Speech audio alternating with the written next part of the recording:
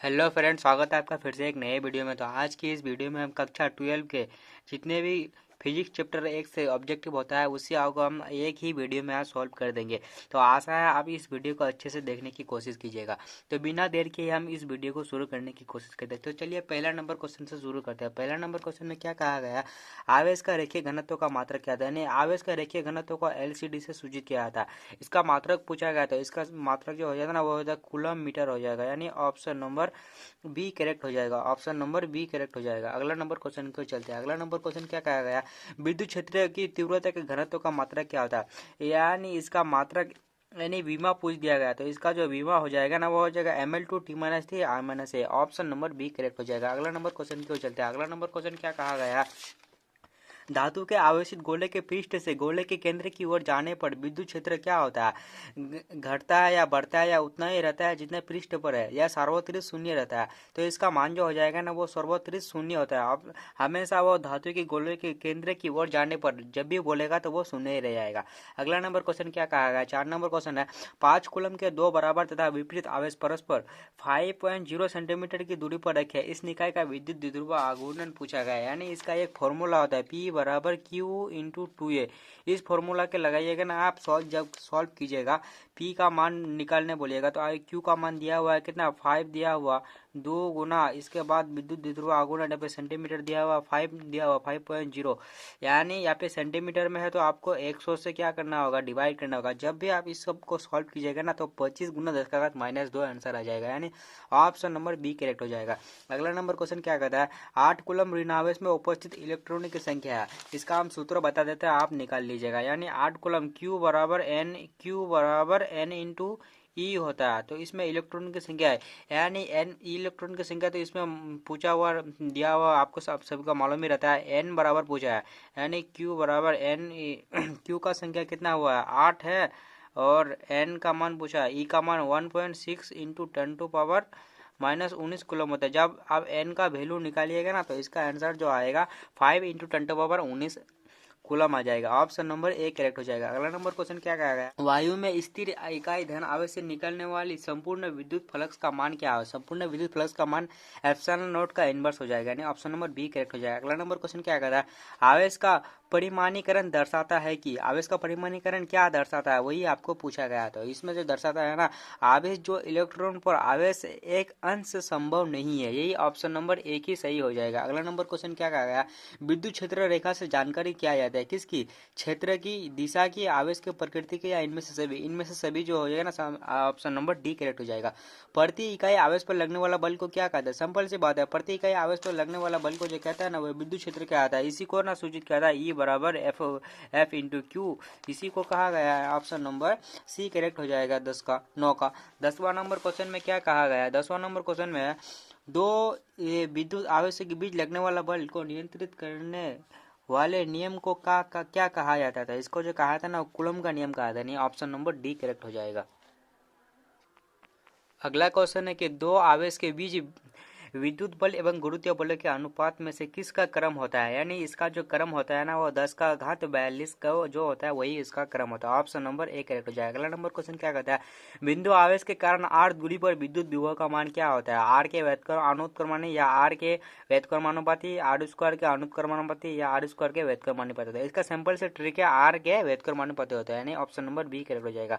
हवा में एयर का मान होता है, ये बहुत कई बार पूछा गया है, 2021 में भी पूछा गया है और आने वाला हर साल में ये सवाल पूछा जाता है। हवा में एयर का मान जो होता है ना वो 1 होता है। ऑप्शन नंबर ए करेक्ट हो जाएगा। अगला नंबर क्वेश्चन क्या कहता है, विद्युत क्षेत्र में एक आवेशित कण पर लगने वाला बल का मान क्या होता है। यानी एफ बराबर क्यू इंटू ई होता है। ऑप्शन नंबर ए करेक्ट हो जाएगा। अगला नंबर क्वेश्चन क्या कहा गया, विद्युत फ्लक्स का ऐसा मात्रक का मात्रक क्या होता है। यानी विद्युत फ्लक्स का ऐसा मात्रक होता है ना वो वोल्ट मीटर होता है। यानी वोल्ट मीटर को अगर हम सूचित क्या करेंगे ना तो ये ऐसे वोल्ट मीटर में सूचित हो जाएगा। ऑप्शन नंबर ई। अगर इसका डायमेंशन पूछ दिया, विमा अगर पूछ देना तो इसका हो जाएगा ml/t-3 ए का घात -1 हो जाएगा। यानी इसका विमा भी बहुत बार पूछा चुका है। अगला नंबर क्वेश्चन में चलते हैं। अगला नंबर क्वेश्चन क्या कहा गया, 16वां नंबर क्वेश्चन है, संबंध Q बराबर एन में एन का मान संभव नहीं है। यानी किस में संभव नहीं है, आप प्लस माइनस में हो सकता है, लेकिन जब भी पॉइंट में रहेगा ना तब संभव नहीं होगा, यानी सी नंबर पॉइंट में है, यही इसीलिए यह संभव नहीं है। 2021 का क्वेश्चन है। अगला नंबर क्वेश्चन क्या कहता है, आवेश का पृष्ठ घनत्व। आवेश का पृष्ठ घनत्व होता है कुल आवेश बटे कुल क्षेत्रफल, यानी ऑप्शन नंबर बी करेक्ट हो जाएगा। अगला नंबर क्वेश्चन क्या कहता है, किसी माध्यम के आपेक्षिक परावर्तक यानी एप्सिलॉन आर का मान होता है, यानी एप्सिलॉन आर का मान जो सूचित कर देना है एप्सिलॉन बटे एप्सिलॉन नॉट होता है। ऑप्शन नंबर ए करेक्ट हो जाएगा। अगला नंबर क्वेश्चन क्या कहता है, पानी का परावर्तक स्थिरांक होता है, पानी का परावर्तक स्थिरांक 80 होता है। सिंपल से ट्रिक है, याद रख लीजिएगा। अगला नंबर क्वेश्चन है 1/4 एप्सिलॉन नॉट का मान होता है, 1/4 एप्सिलॉन नॉट का मान कितना होता है, तो इसका जो मान होता है ना वो सिंपल सी बात है, वो हो जाएगा 9 न्यूटन मीटर स्क्वायर कूलम पर स्क्वायर। था ऑप्शन नंबर ए करेक्ट हो जाएगा। अगला नंबर क्वेश्चन क्यों चलते हैं नेक्स्ट पेज में। अगला क्वेश्चन है निम्न में कौन सा संबंध सही है, यानी इसका सही जो फॉर्मूला होता है ना वेक्टर ई बराबर वेक्टर एफ बाई क्यू होता है। ऑप्शन नंबर ए करेक्ट हो जाएगा। आवेश का बीमा होता है, आवेश का बीमा होता है eighty. Option number A correct हो जाएगा। एप्सिलॉन नॉट का मान क्या होता है, एप्सिलॉन नॉट का मान होता है फैराड पर मीटर, यानी ऑप्शन नंबर बी करेक्ट हो जाएगा।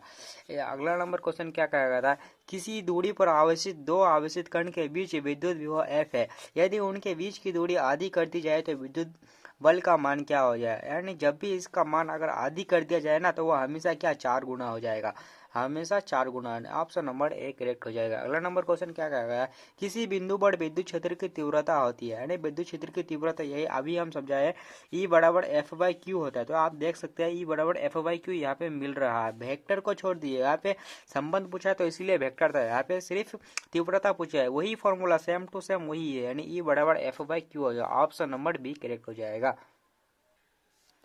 अगला क्वेश्चन है जब किसी वस्तु को आवेशित किया जाता है तो उसका द्रव्यमान क्या होता है, तो उसका द्रव्यमान बढ़ या घट जा सकता है। ऑप्शन नंबर डी करेक्ट हो जाएगा। अगला नंबर क्वेश्चन है विद्युतशीलता का मात्रक क्या होता है, विद्युतशीलता का मात्रक न्यूटन पर मीटर पर स्क्वायर कूलम स्क्वायर होता है, यानी ऑप्शन नंबर ए करेक्ट हो जाएगा। अगला नंबर क्वेश्चन क्या कहेगा, आवेश का पृष्ठ घनत्व होता है, यानी आवेश का पृष्ठ घनत्व डेल बराबर क्यू बाई ए होता है। ऑप्शन नंबर ए करेक्ट हो जाएगा। अगला नंबर क्वेश्चन क्या कहेगा, विद्युत क्षेत्र ई से लंबवत रखे विद्युत द्विध्रुव वेक्टर पी है, इस स्थिति में विद्युत द्विध्रुव स्थिति वेक्टर ई और वेक्टर पी के बीच के कोण थीटा है, तो द्विध्रुव की स्थिति ऊर्जा क्या होगा, तो इसका जो है 2017 में पूछा गया था ये क्वेश्चन, तो इसका आंसर जो हो जाएगा ना वो ऑप्शन नंबर बी करेक्ट हो जाएगा, यानी माइनस में हो जाएगा।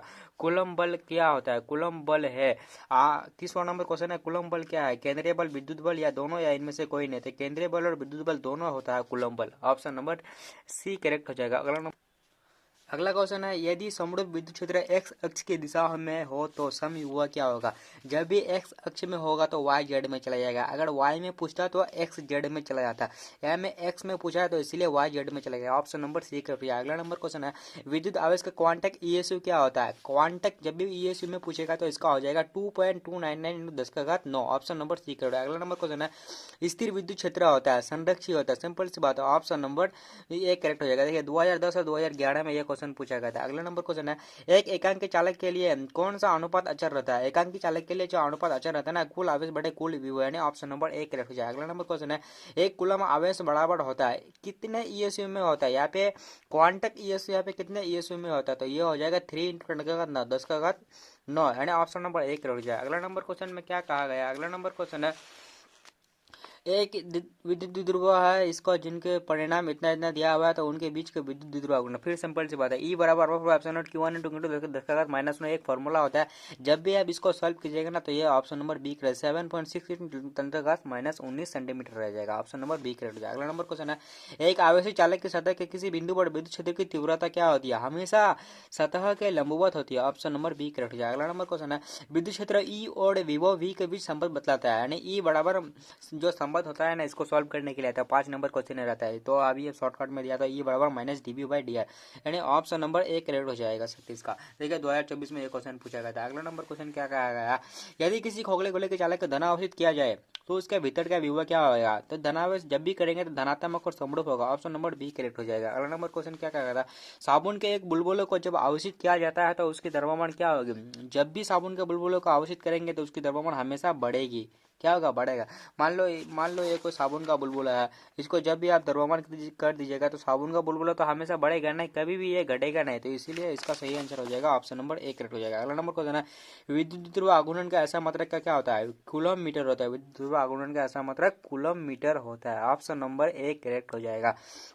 और कुछ बचा हुआ है, चलिए इसको भी हम सॉल्व कर देते हैं, ताकि आपको कोई भी जितना भी चैप्टर का एक से कोई क्वेश्चन आ जाए, आपको कोई भी दिक्कत ना हो, इसीलिए हम पूरा को पूरा सॉल्व करा रहे हैं।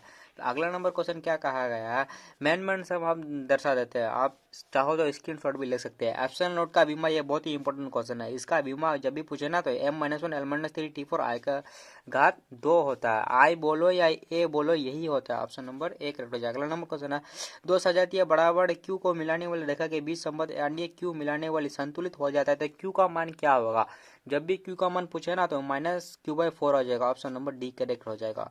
अब मेन सब दर्शा देता है, जो जो इम्पोर्टेंट खास है इसको आप इम्पोर्टेंट लगा लीजिए। किसका अस्तित्व संभव नहीं है, यानी 2.4 इंटू -1 ये कभी भी संभव नहीं है।